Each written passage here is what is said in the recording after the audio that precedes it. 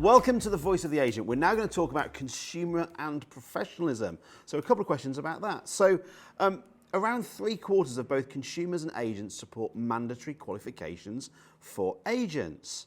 If almost everyone agrees qualifications should be mandatory, why hasn't the industry or the government made it happen, given recent events we've announced as well? Christopher? Because if it doesn't get more listings, agents don't care. But most agents want it. Yeah, but unless they're told to do it, they'll just carry on as they are. So I get a lot of feedback when this news goes out from a lot of small business owners, is it's just more bureaucracy to burden us with, and we don't want more bureaucracy. Thoughts on that? I do think, as a rule, agents, typical salespeople, hate admin. And this is admin and documenting CPD and documenting how they have maintained their qualifications and so on. But I think, seriously, it is the answer to the fees problem, that people don't question a lawyer's fees in the same way that they question our fees, and they don't question accountants' fees in the way that they question our fees. So we do need it, but we do make it complicated. It's the price we have to pay to get into the professionals club. Agreed, and actually it's really interesting to your point as well, is we did an analysis in the report, part 5, of about 25 countries, and we looked at their regulation and qualification regime and the fees. There's a direct relationship.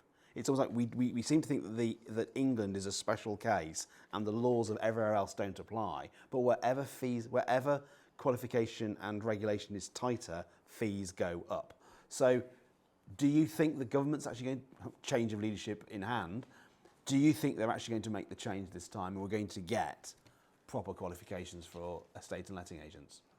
I don't know, is the short answer. I think it depends on kind of how populist they think it would be. I think it depends on who comes in. Obviously, at the moment, we don't know who the next leader is going to be. But I think, isn't this a brilliant thing? You know, if what you're saying is true and there is a direct correlation between fees and qualifications, there are a number of agents in this industry that have done this themselves. They've taken it upon themselves to be affiliated to things like Property Mark, to go to train with Claire and Joe, or go to Property Academy or ICG, you know, whatever training they go on, they are already doing it. So is the trick they are missing to tell people that and shout about it and say, you know, and rather than negotiating on fee, say, you know, our fee is X.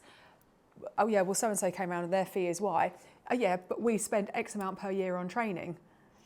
And use it as rather than negotiating on fee, go benefits led, and we invest in our team, we invest in ourselves, we are the best people to sell your property for you or to manage your portfolio. Perry Power, he often makes a point that he always includes all his qualifications in his brochures to show that he's actually a very qualified agent and all these people are qualified. Yeah.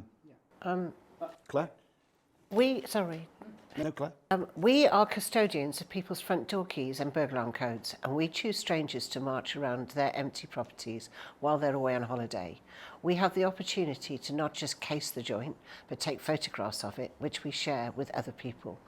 The least we should have is a DBS check that's broadcast and shown everywhere. The least we should do is ensure that we have the minimum qualifications to take that responsibility. And the idea that we've been unregulated this long is laughable. And I actually took this to David Cameron when he was Prime Minister, because he was my MP.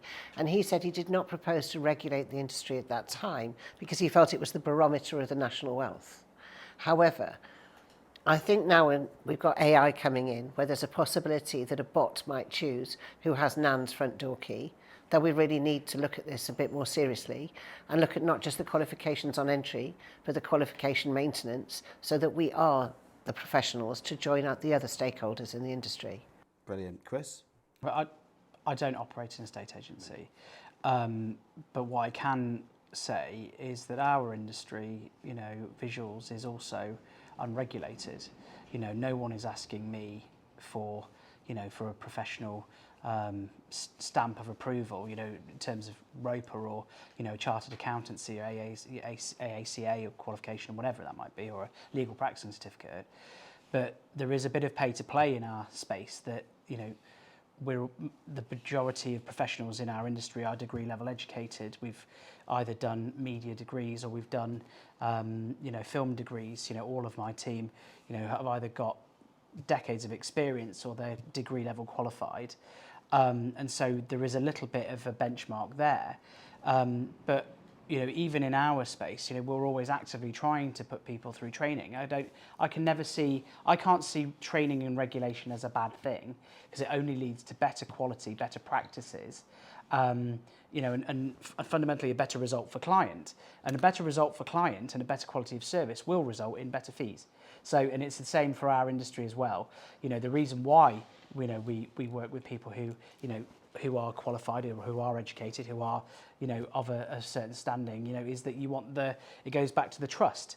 We trust that the solicitor that we use to do the conveyancing on our property has been to law school, has got a legal practicing certificate and can do that. We trust that our chartered accountant has done their qualifications, and we are comfortable paying them as a result, to Claire's point.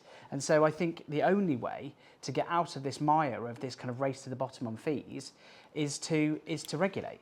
I think that's the only way out of it. You wouldn't go to an unqualified dentist to have root canal work. Why would you give an unqualified or an unregulated agent keys to your house? I think that's a really important point. So let's go to the other side of the relationship, the consumer. Consumers now have access to pricing data, transaction histories, portals, and increasingly AI tools. Only 22% of homeowners don't use generative AI tools. The information advantage that we used to have is disappearing. If consumers know more than ever before, what exactly are they paying an estate agent for? Admission ticket to Rightmove. That's interesting. That's very interesting. That's quite reductive to what an estate agent is giving. It's possibly true, but I mean, presumably there's more to it than that. I would say the vast majority of estate agents, their best staff member is Rightmove. Whack it on, take a few photographs, whack it on Rightmove, wait till people pick the phone up.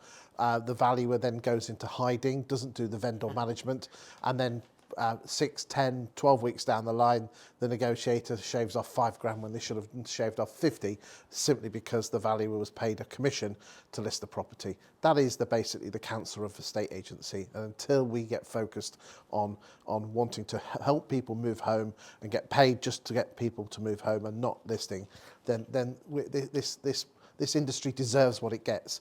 We're just robots, boring little robots who hate losing listings, and just will do everything in our power to stop losing listings. Well, okay, so I'm kind of you took the words. Actually, you left me speechless with your comment. So that's fantastic, by the way. But what I was going to say was that people need a human, because AI cannot detect lies.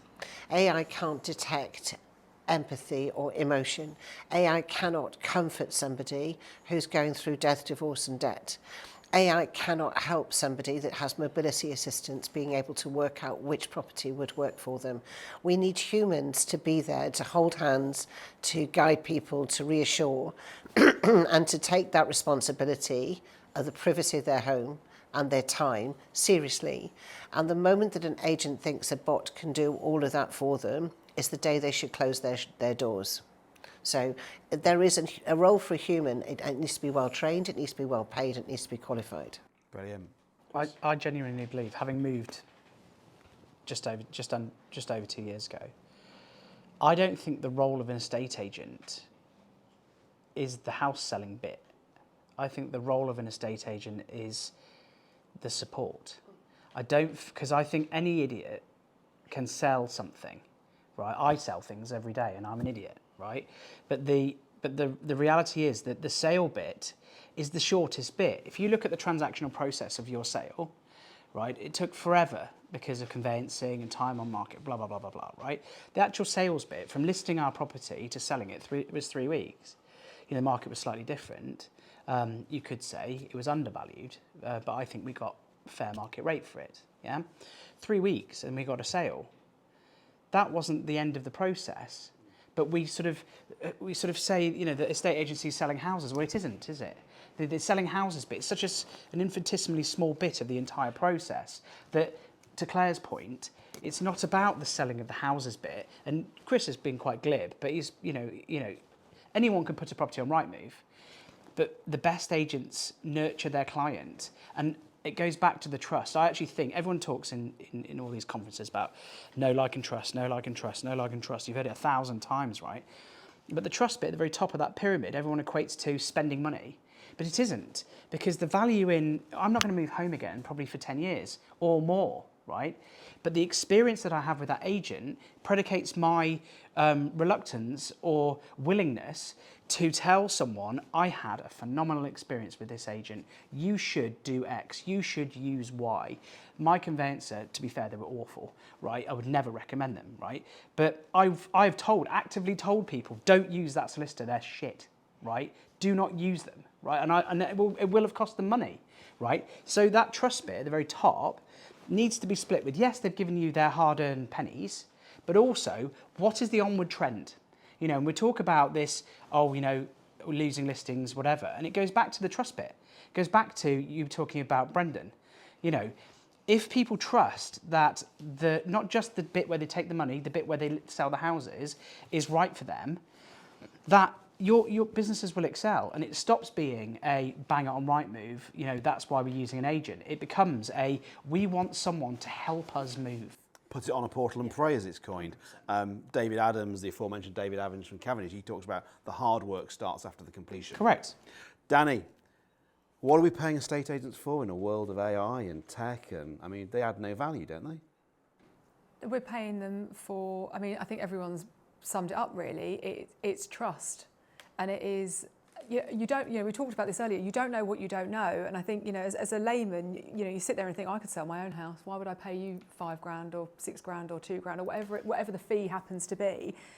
But until you start that process, you don't know anything about it. And the fact is, what you are paying for is expertise. But again, I've been banging this drum for everything we've talked about so far. It's all about communication. It is incumbent on the agent to communicate that value. Yes, of course you can sell it a house. You can also colour your own hair, but it's going to look a bit shit compared to if you go and spend 150 quid on getting someone who spent 2 years qualifying to do highlights. It's perceived, especially where I live as well, I think where, property traditionally goes up, it's seen as an easy thing, but it isn't. But I think it is the agent's responsibility to communicate why. Okay, I'm conscious of time. We've got some quick fire questions, then we can wrap this. And so, as pithily as you can, we've spent 3 years and 6 months surveying hundreds of agents and thousands of consumers. If there is one thing that should genuinely keep agency leaders awake at night, what is it? Give you a moment to think. Who wants to go first? I'll take the pith. Okay. It's what are my staff saying about my business when I'm not in the office? Great answer. The fact that only 1 in 2 homes that come on the market end up selling. Love it. Consistency, being ever present in the market in a consistent way. Fantastic. Am I squeezing the lemon on every transaction I'm doing? How much money am I leaving on the table? Love it. So the final question I'm going to ask you, and it's just in a sentence. If you could, in one sentence, what is it that will separate the winners from the losers over the next 5 years? Training. Discipline. Just going to stick with consistency. Okay, fantastic. Hard work and patience, Simon. Brilliant. I love it. And if I have one sentence, what's going to separate the winners from the losers over the next 5 years? We've interviewed thousands of estate agents. We've divided them up between the agents that grow and those that don't grow. If there's one thing that's going to separate the winners from the losers, it's those who are willing to learn from the people who grow. And if you're smart, you'll read the voice of the agent. If you use technology, you'll upload it all into generative AI and you'll ask it, what do I need to do to grow my business based on what the most successful agents do? I hope you enjoyed that. I look forward to seeing you at the next one.